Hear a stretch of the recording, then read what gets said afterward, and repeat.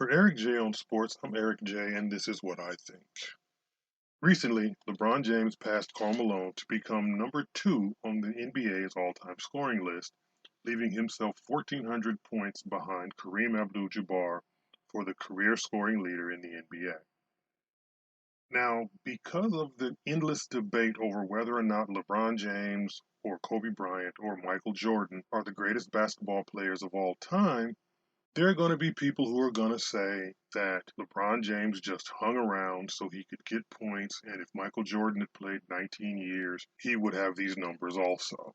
But just because LeBron has all these numbers, Michael has more titles. Michael has the same number of titles that LeBron has in NBA Finals failure. And that's fine. That's what people are going to say. That's what social media is for. But to say that LeBron James accomplished his feat by hanging around is doing a disservice to LeBron James.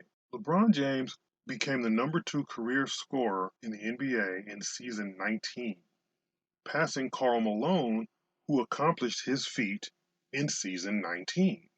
Now, if LeBron James next season passes Kareem Abdul-Jabbar to become the NBA's career scoring leader, he will have done so in season 20.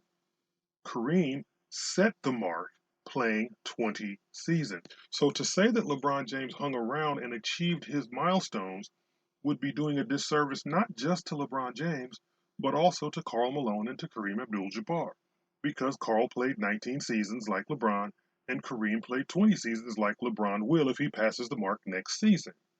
So that would be a disservice to all three of those gentlemen. But then there are going to be people who are going to say, well, the only reason LeBron has these numbers is because LeBron hit a bunch of three-pointers and Karl and Kareem never did. Well, the facts are that Kareem hit a single three-point shot in his career. Karl Malone hit 85 three-point shots in his career, but because of the nature of the rules of the game, Kareem spent most of his time as a center in the post with his back to the basket.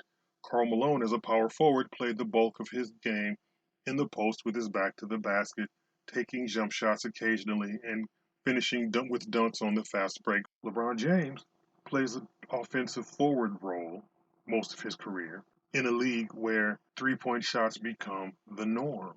And he shoots 2,000 three-pointers where Kareem only had one and Karl Malone had 85. But you play the game with the rules that are given. In the NFL, Fran Tarkenton was the man when he threw for 40,000 yards.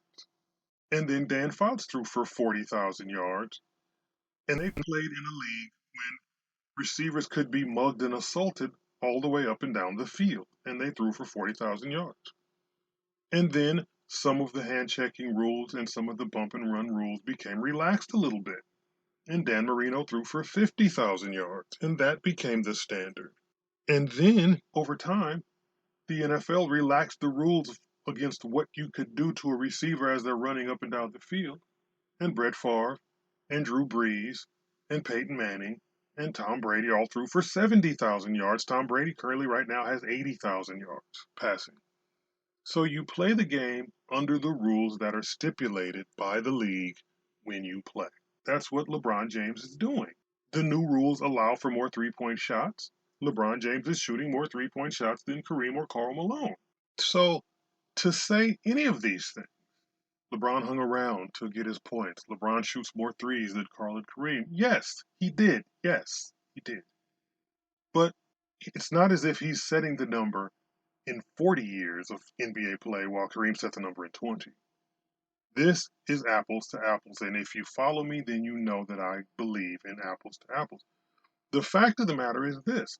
Kareem set that mark in 1989, and that mark has stood for 34 years because LeBron will break it in 2023. So the mark stood for 34 years, which means that mark was significant to the history of NBA. But do not misunderstand. With the proliferation of three-point shots the way they are right now, LeBron James's mark, unless he sets it into a stratosphere that cannot be touched, LeBron James's mark will not last very long.